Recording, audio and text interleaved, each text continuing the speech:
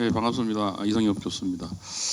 예, 아까 우리 원장님 소개하신 대로 제가 이제 K데이터 초기에 그 데이터 소위 이제 산업법을 만들 때 그때 같이 이제 K데이터랑 일을 했고, 또 작년에도 데이터 산업법 또 개정안도 만들 때 같이 일을 했습니다. 그래서 K데이터 업무는 잘 알고 있고요. 그리고 제가 이제 마이데이터 관련해서 이제 여러 가지 책이나 논문도 내고, 지금도 이제 여러 분들하고 이제 마이데이터 연구 같은 걸 하고 있는데요. 오늘 아마 마이데이터 컨퍼런스여서 제가 생각하는 마이데이터의 본질이나 가치, 그리고 앞으로 어떤 식으로 가야 될지에 대해서 간략하게 좀 말씀드리도록 하겠습니다. 제목은 이렇게, 목차는 이렇게 되어 있습니다. 마이데이터의 본질, 마이데이터의 확장과 융합, 앞으로 우리가 어떤 식으로 마이데이터에 가야 되느냐 이야기고요. 이제 우리가 마이데이터가 이제 이게 뭐냐 이런 건데요. 이제 마이라는 게 이제 나의 것이라는 뜻이잖아요. 그래서 원래 이게 이제 EU에서 이제 일반 개인정보보호법을 이제 도입하면서 그때 이제 처음으로 소개가 된 제도입니다. 그래서 원칙적으로 이제 기업이 보유한 이제 개인 데이터를, 어떤 특정 기업이 데이터를 가지고 있으면 그걸 내가 다운로드 받을 수도 있고, 또 그 기업이 가지고 있는 데이터를 다른 제3자에게 이동을 해달라고 요구할 수 있는 권리. 그래서 저걸 하나를 이제 본인 전송이라고 그러고, 오른쪽에 있는 걸 이제 제3자 전송이라고 합니다. 그래서 원래 왼쪽에 있는 본인이 다운받을 수 있는 권리는 이제 헌법상으로도 개인정보에 대한 열람권으로 인정이 되어 왔는데, 내 정보를 제3자에게 이동을 시킬 수 있는 권리는 가능한지가 좀 애매한 부분이 있어서, 이걸 이제 법에다가 이제 가능하도록 규정을 한 게 이제 데이터 이동권이라고 볼 수 있습니다. 그래서 마이데이터가 되려면 내가 가지고 있는 여러 곳의 데이터들을 다른 곳으로 이전을 시킬 수 있는 어떤 권리가 부여가 돼야 돼서 이 데이터 이동권을 이제 부여해서 이제 마이데이터 사업이 시작이 됐습니다. 그래서 EU에서는 이제 이게 되면 정보 주체가 자기 결정권을 강화할 수 있다. 옛날에는 우리가 포털에 개인정보 제공할 때 내가 데이터를 제공할 건지 말 건지만 결정하잖아요.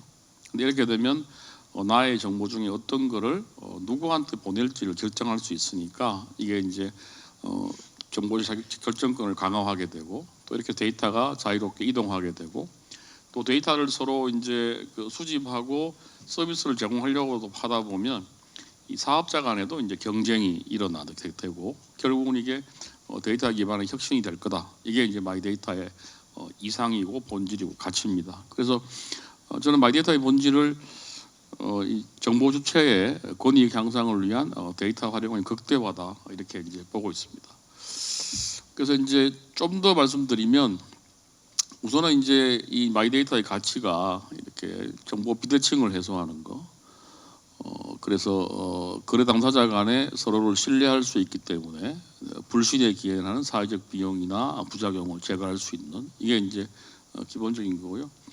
여러분 아시는 대로 인터넷의 발전이나 최근에 우리가 챗GPT 같은 AI를 쓰는 것도 마찬가지인데, 이 거대한 흐름이 정보가 이제 특정 계층이나 특정 기업에게만 이렇게 집중되어 있던 것들이 같이 공유하는 이제 시대로 가게 되고, 이게 바로 정보 비대칭의 해소라는 이제 큰 흐름이라고 보시면 되겠습니다. 그리고 이제 이 데이터 교환이나 전달 비용이 우리가 전자적으로 처리하고 하면서 대단히 감소하게 됐다는 거, 그리고 이제 이게 데이터를 많이 모아서 개인들을 분석하다 보면 개인들이 지금 원하는 것이 무엇인지, 필요한 것이 무엇인지를 알게 돼서 초개인화된 서비스가 가능해지는, 이것도 마이데이터의 가치고요. 그 다음에 이게 진짜 중요한 이슈인데, 결국 이렇게 되면 예전에는 개인정보라는 게 과연 돈이 되느냐 이렇게 볼 수 있는데, 나의 데이터가 모이고 그 데이터로 인해서 어떤 새로운 어떤 정보를 만들어내고, 그것으로 인해서 이게 경제적으로 의미 있는 데이터가 되고 기업의 매출이 올라가면서 개인 데이터도 하나의 자산으로, 그러니까 개인정보 자체가 하나의 자산이 되는, 금전적 가치가 있는 자산으로 바뀌는 식으로 지금 변하고 있는 그런 상황입니다. 그래서 이 발전 양상은 앞으로 마이데이터가 어떻게 될 거냐는 건데, 현재 보면 우리가 여러분 마이데이터 금융대 마이데이터 아마 많이 쓰고 계실 텐데 현재 이제 내가 이제 여러 은행이나 보험사에 이제 어떤 데 내가 가입해 있고 뭐 잔액이 얼마가 되고 하는 이런 식의 통합 조회를 하는데 이제 1단계라고 보시면 되겠습니다. 통합 조회된 걸 가지고 자기가 이제 어떤 의사 결정을 좀 도움 받을 수 있겠죠. 그리고 조금 더 나가면 분야별로 이제 마이데이터 플랫폼들이 상품이나 이런 걸 이제 관리하거나 추천, 자문해 주는 역할까지 최근에 하여튼 요 1단계, 2단계 정도에 지금 현재 와 있는 것 같습니다. 그래서 금융 분야의 뭐 자산 관리 추천이라든가 뭐 이런 것들이 현재 이제 진행이 되고 있고요. 그럼 최종적인 단계는 이제 다양한 산업군, 그러니까 우리가 여러 분야 개인이 활동하는 모든 영역에 있는 데이터들이 다 결합이 된다면 결국은 개인 삶 전체를 관리 지원할 수 있게 되지 않겠느냐. 이게 이제 최종적인 마이데이터의 발전 단계라고 이렇게 보시면 되겠습니다. 그래서 최근에 이제 마이데이터 제도가 조금씩 이제 더 변하고 있는데 우리가 이제 지금 한 4년 전에 4년 2022년이니까 한 3년 전에 금융 분야부터 이제 마이데이터를 시작을 했습니다. 그리고 이제 이어서 공공 분야까지 마이데이터가 확장이 됐는데 이게 이제 작년 올해부터 이제 의료, 통신, 에너지까지 확대되도록 그렇게 되어 있습니다. 그래서 전 산업 분야로 이제 마이데이터를 확대하려는 그런 이제 정책이 진행되고 있고 개인정보보호위원회가 이제 개인정보보호법을 근거로 해서 진행이 되고 있습니다. 그래서 개보위에서 이렇게 의료, 통신, 에너지, 교통, 교육 해가지고 이 10대 분야에 앞으로 추가적으로 이제 마이데이터를 확대하겠다는 계획을 가지고 있고요.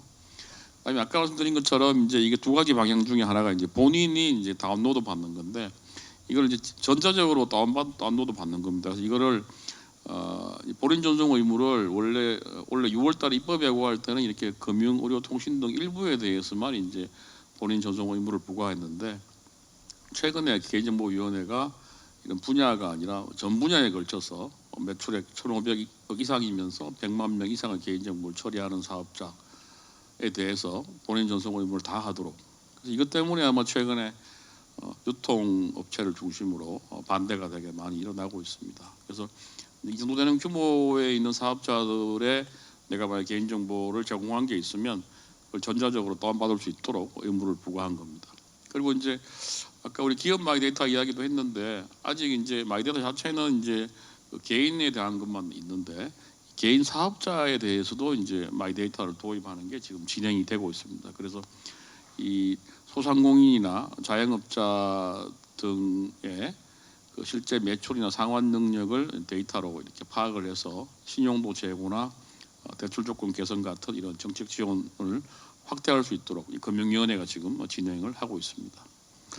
그리고 이제 융합 현상에 대해서 좀 말씀드리면 우선 이제 영역별 융합하고 영역 간 융합이 있습니다. 그래서 이제 금융 마이데이터와 관련이니까 최근에는 이제 통합 자산 관리 서비스라는 형태로 발전하고 있고 또 의료 데이터 같은 경우도 맞춤형 건강정신 서비스로 이렇게 융합이 되고 있습니다.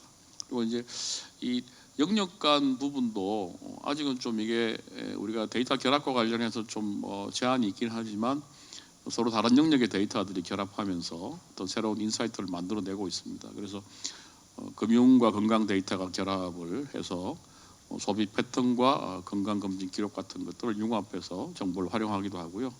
그다음에 이제 개인 맞춤형으로 이렇게 통합된 개인 데이터를 바탕으로 개인에게 필요한 최적화된 상품이나 서비스를 제공하는 방식으로 또 이렇게 변하고 있습니다. 그리고 이제 최근에 가장 이제 화두가 AI인데 AI가 이제 마이데이터에도 도입이 되면서 첫 번째로 그 대규모의 복합 데이터를 융합해 가지고 어떤 패턴을 추출하고 또 이를 기반으로 이제 예측을 하는 AI 기반의 뭐 질병 조기 진단이나 이상거래 탐지 시스템 같은데 이제 AI가 도입되면서 마이데이터와 결합을 하고 있습니다. 그리고 이제 여러분 아시는 AI가 지금 발전 단계가 이런 이제 판별형 AI에서 이제 생성형 AI 그리고 에이전틱 AI로 발전하고 있는데 생성형 AI 관련해서는 이제 우리가 마이데이터와 관련해서 보면 AI 기반의 개인화된 마케팅 메시지를 만들어내고 있습니다. 그리고 이 에이전틱 AI가 이제 최근에 활성화되고 있는데 결국 이제 AI가 단순한 도구가 아니라 AI가 사전에 어떤 데이터를 분석을 해가지고 자율적으로 이제 어떤 개인을 대신해서 업무를 실행하거나 결정을 지원하는 AI 기반의 재무관리 에이전트. 뭐 예컨대 주식을 어떤 알고리즘이 있으면 자동으로 주식 매매 계약을 한다든가 이런 식의 이제 AI로 발전하고 있는 그런 상황입니다. 그리고 이제 문제는 AI가 도입되면서 사실은 아까 야 원장님 말씀대로 이 데이터 주권이나 신뢰 문제가 이제 좀 해결이 돼야 될 것 같습니다. 그래서 설명 가능성이나 프라이버시 강화 쪽에도 앞으로 AI 융합의 과제가 있다 이렇게 보시면 될 것 같습니다. 그리고 마이데이터와 관련해서 이제 최근에 사실은 우리가 마이데이터가 시작한 지 오래되고 전 세계에서 최초로 이렇게 API 연결을 통해 실시간으로 데이터가 지금 유통이 되고 있긴 한데 아직까지 좀 이게 정착이 안 되고 있습니다. 안 되고 있는 이유가 보면 첫 번째로 이 수익 모델이 없습니다. 그래서 마이데이터를 가지고 우리가 어떤 새로운 비즈니스를 해서 매출을 내고 이제 이익을 내야 되는데 이게 아직 어려운 상황입니다. 그래서 최근에도 금융 마이데이터 관련해서는 LG유플러스나 KT도 사업을 반납하고 이런 상황인데 이 수익 모델이 없는 부분 그리고 우리 이용자들도 사실은 저도 비슷하지만 아직은 그냥 통합적으로 자산이 어디인지 조회하는 정도 말고 이게 어떤 가치가 있는지가 좀 명확하지 않은 그런 문제가 있고요. 그다음에 이제 최근에 이제 유통 부분 중심으로 해가지고 이제 본인 전송 확대하는 것에 강력히 반발하고 있거든요. 그러니까 데이터를 가지고 있는 사업자 입장에서는 내가 이게 내 건데 왜 정부에서 강제로 이렇게 데이터를 이동하게 하느냐. 이동을 할 때 또 추가적인 어떤 시스템 설치 이런 비용이 들기 때문에 왜 내가 나의 자산을 내 비용을 들여서 넘겨야 되느냐. 이런 근본적인 좀 반대들이 지금 있는 상황입니다. 그리고 이제 최근에 쿠팡 사고도 있었지만 이 개인 정보가 이제 이렇게 많이 모이게 되면 이제 정보 보안이나 프라이버시에 위협이 되고. 근데 한편으로 마이데이터 사업자 입장에서 보면 이게 이제 지금은 마이데이터 정보 제공자가 정보 수신자에게 그 돈을 받도록 되어 있거든요. 내 데이터가 이제 넘어가는. 근데 이제 이게 트래픽이 되게 많아지는데 마이데이터 사업은 아까 말씀드린 대로 수익이 없으니까 이 트래픽 사용료를 내는 게 상당히 부담이 돼서 전체적으로 생태계가 상당히 어려운 그런 상황이다 이렇게 보시면 될 것 같습니다. 그래서 제가 보면 결국 이제 이 마이데이터가 사실은 그 데이터를 많이 보유하고 있는 사업자 입장에서는 내가 이걸 내줄 요인도 별로 없고 또 받는 사업자 입장에서는 이걸 가지고 새로운 사업을 하기도 어려운 상황이어서 이걸 좀 점진적으로 하면 좋겠다 그런 생각을 가지고 있습니다. 그래서 저는 최근에 이제 개인정보위원회가 의료, 통신, 에너지로 확대하고 있는데 아직은 조금 더 시간을 좀 두고 봐야 되지 않겠느냐 그런 생각을 가지고 있고요. 이 부분이 중요한데 이게 지금 사실은 데이터 이동권을 처음 도입한 이유도 이제 아직 그 마이데이터 사업은 진행이 안 되고 있거든요.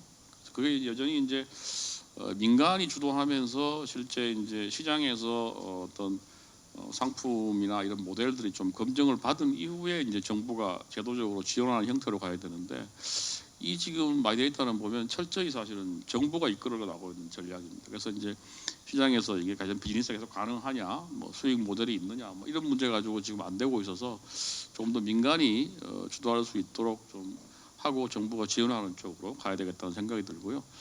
끝으로 하여튼 계속 나오는 이야기지만 이게 데이터를 이제 엄청나게 많은 나에 관한 데이터를 집재하는 거기 때문에 데이터 프라이버시와 어떻게 조화를 시킬 것이냐 이게 되게 중요한 과제다. 이런 말씀을 드리면서 제 기조 강연을 마치겠습니다. 네, 감사합니다.